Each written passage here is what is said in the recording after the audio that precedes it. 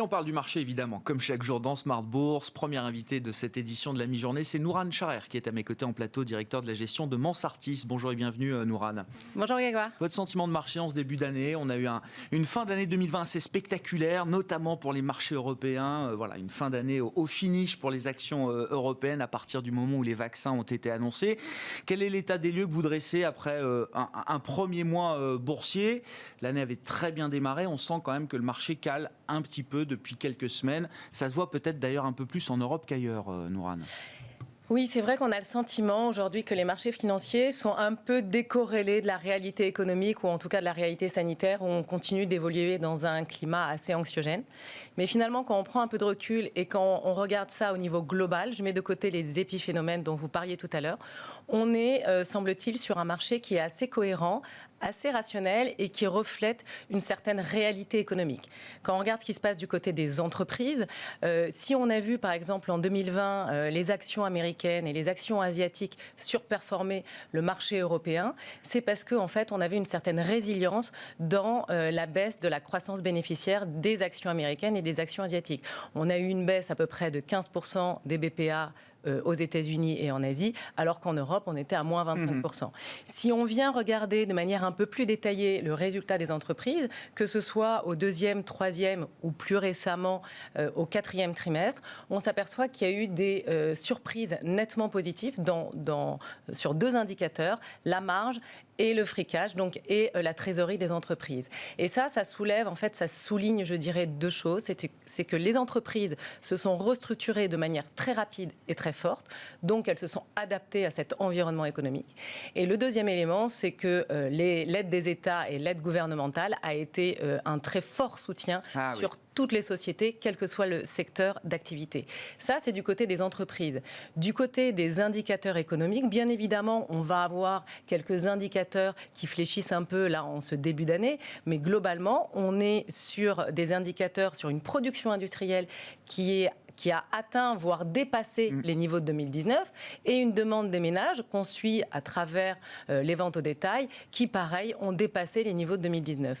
Donc, on n'est pas sur des marchés irrationnels, on est sur une crise qui est tout à fait singulière, avec une réalité économique et une réalité opérationnelle qui est très bonne pour les entreprises et pour l'environnement économique. Vous dites le marché, donc, effectivement, finalement très rationnel.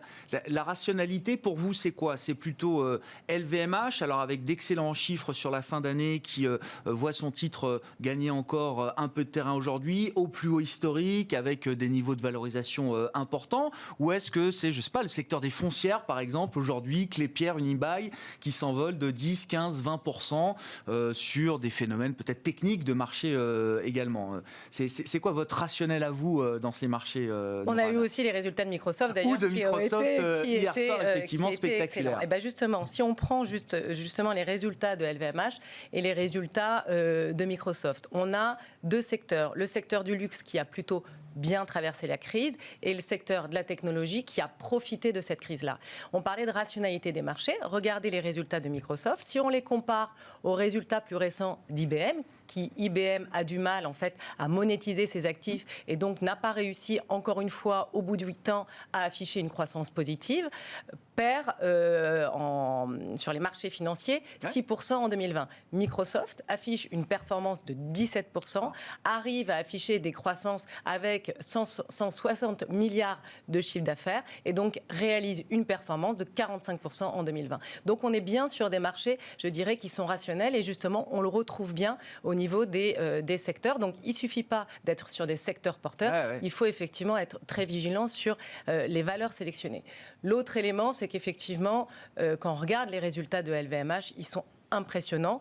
On en parlait tout à l'heure, on est à plus 18 de chiffre d'affaires sur la mode et maroquinerie au quatrième trimestre, après plus 12% au troisième trimestre. Il ne faut pas oublier que cette croissance est essentiellement due en fait à l'énorme croissance et à l'accélération de croissance sur l'Asie, puisqu'on est à plus 50% sur la demande asiatique sur le deuxième semestre pour LVMH.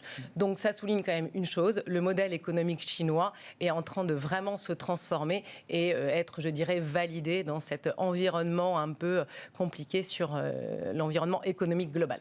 Et ça veut dire qu'à partir du moment où on fait ces choix et on choisit bien ces valeurs, la question de la valorisation n'est pas un problème, n'est pas un sujet? Ou est-ce que quand même, dans cet environnement, ça peut devenir un frein peut-être à la performance boursière de certaines entreprises? Alors c'est vrai qu'on parle souvent de l'écart de valorisation qu'on peut avoir entre les valeurs growth, donc les valeurs de croissance, et les valeurs value. Je vais faire un petit aparté sur le segment value. Le segment value, en fait, a opéré un rattrapage très fort depuis l'année dernière, depuis l'annonce des vaccins. Mais je dirais que ce rattrapage est plutôt lié, en fait, à un ajustement suite à un excès de valorisation qu'on a connu en mars de l'année dernière. Le segment value se payait 8 fois les bénéfices au plus fort de la crise en mars. L'historique sur ce segment-là, c'est 11 fois. Aujourd'hui, on en est où? Aujourd'hui, on est à 13 fois. Qu'est-ce que ça veut dire? Ça veut dire que cette prime sur les secteurs value par rapport à l'historique intègre une normalisation de l'activité. Maintenant, on va aller regarder les différents secteurs. Alors, ces secteurs-là, c'est les secteurs qui ont été le plus affectés par la crise. Ce sont les bancaires, l'hôtellerie, la restauration, etc. Regardons ce qui se passe du côté des bancaires. Il y a eu une étude de Standard & Poor's sur le sujet qui disait les banques françaises sont solides, elles sont capables d'absorber le choc conjoncturel lié à la pandémie. Oui, mais elles ne vont pas retrouver en 2021 les niveaux de rentabilité de 2019. Donc aujourd'hui, est-ce qu'il faut aller chercher sur ce type de secteur-là des valorisations? Alors on se payait en 2019 0,6, 0,7 fois les fonds propres. Aujourd'hui, on est à 0,5 fois. Est-ce qu'on veut aller payer une valorisation excédentaire par rapport à une rentabilité qui est effectivement toujours en deçà? Et c'est la même chose pour l'ensemble des secteurs, que ce soit le secteur aérien ou le secteur de l'hôtellerie. Aujourd'hui, on va pas sur ces segments-là de marché, on ne va pas retrouver de normalisation de l'activité en 2021. On le sait, ça prendra beaucoup plus de temps. Ouais. Et donc ce secteur, ce segment de la cote, dit value, a déjà effectué son rattrapage pour vous, Nourane? En partie, tout à fait. Donc aujourd'hui, il faut plutôt regarder le fondamental, regarder si effectivement les valorisations sont justifiées par des niveaux de croissance résilientes, des niveaux de chiffre d'affaires importants, etc. Et on voit bien que sur les sociétés de croissance, donc les valeurs de croissance, soit elles ont déjà rattraper les niveaux de croissance et de marge de 2019, soit elles sont bien au-delà. Et c'est vrai que de ce fait-là, une prime est largement méritée dans ce contexte d'environnement de taux bas sur ce type de valeur. On a parlé des résultats de LVMH, Microsoft, sans problème, c'est un sans faute pour ces grandes capitalisations boursières, ces grands baromètres mondiaux. Qu'est-ce que vous attendez des entreprises qui sont alors peut-être moins bien valorisées, ça rejoint un peu l'idée de la value, mais qui sont surtout affectées conjoncturellement, cycliquement par la pandémie, qui ne sont pas forcément des histoires structurellement value. Vous disiez tout à l'heure, on a des bonnes surprises sur les marges, y compris pour des sociétés qui sont en difficulté aujourd'hui en raison de la pandémie. De ce côté-là, il y a des opportunités d'investissement pour vous, Nourane?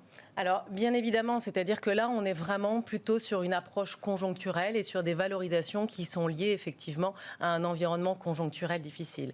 Pour ces sociétés-là, à partir du moment où en 2021, on a un scénario plutôt positif du côté de la croissance économique, il est intéressant d'aller chercher des sociétés cycliques pour jouer effectivement ce rattrapage économique. Maintenant, c'est vrai qu'on s'aperçoit que les aides des États, elle a été particulièrement forte dans certains segments de marché, mais je dirais qu'on n'est pas sur des valeurs qui sont très cycliques, on est plutôt sur des valeurs de services de type hôtellerie et restauration. Et on a vu dans ce segment-là de marché, c'est très étonnant, des sociétés qui ont vu une baisse de leur chiffre d'affaires de l'ordre de 15%, mais qui vont avoir une marge résiliente, voire une marge en progression sur l'année 2020. Mais ça, c'est vraiment lié, je disais, aux aides des États et on reste quand même sur des business models qui restent fragiles et qui ont été encore plus fragilisés par la crise actuelle. Ça veut dire que ce n'est pas un cœur de portefeuille, ça reste quand même un thème à jouer pour 2021, ce thème du cycle, de la réouverture des économies? Je pense que vous parliez de thème de portefeuille. Je pense que très clairement, il y a 3 approches pour gérer un fonds. Il y a une approche court-termiste, opportuniste, donc où on fait effectivement peut-être du trading de valorisation, ce qui, à mon avis, il ne faut absolument pas faire. Donc, c'est-à-dire qu'il ne faut pas aller jouer de manière trop rapide les secteurs juste pour une décote trop forte. Et par contre, il y a une approche qui est conjoncturelle et structurelle. Sur l'approche conjoncturelle, bien évidemment, aujourd'hui, on va avoir progressivement un rattrapage du cycle économique, ou en tout cas une croissance économique plus vigoureuse en 2021. Donc, il faut être présent sur ce type de valeurs-là. Et de manière structurelle, il faut être présent sur des valeurs qui profitent en fait des moteurs de croissance structurelle de l'environnement dans lequel on évolue. Donc, je parlais tout à l'heure c'est les consommations des classes moyennes émergentes, donc notamment asiatiques, l'innovation industrielle et technologique, et enfin toutes les préoccupations sociales liées au vieillissement de la population, qui est une réalité aujourd'hui. Et bien évidemment, il ne faut pas oublier toute la transition énergétique, même s'il faut faire attention sur ce secteur-là et sur cette thématique-là. On revient sur la question de la valorisation quand même à un moment. On revient sur la question de la valorisation, notamment sur toutes les valeurs, sur les énergies renouvelables, etc. Mais les valeurs, les énergies renouvelables, aujourd'hui, c'est plus des valeurs, je dirais, à comparer aux valeurs bancaires, c'est-à-dire c'est des sociétés de financement à long terme qui profitent donc bien évidemment des taux de relance, mais des taux bas. Donc attention, parce qu'on reste quand même sur des business models qui peuvent paraître fragiles et qui ne sont pas à grande visibilité. Il y a d'autres manières de jouer peut-être ce thème des transitions énergétiques, écologiques, que les pure players des énergies renouvelables, vous dites? Bien sûr, ouais, d'accord. Bien sûr. C'est vrai que nous, on préfère être sur des valeurs industrielles, des valeurs chimiques qui sont adossées à des actifs réels, sur des business models qui, du coup, sont beaucoup plus visibles à long terme. Transition parfaite pour accueillir dans une seconde Roland Caloyan, le stratégiste responsable de la stratégie Action européenne de Société Générale CIB. Merci beaucoup, Nourane, d'avoir été avec nous en plateau. Nourane Charer, je le rappelle, directeur de la gestion de Mansartis.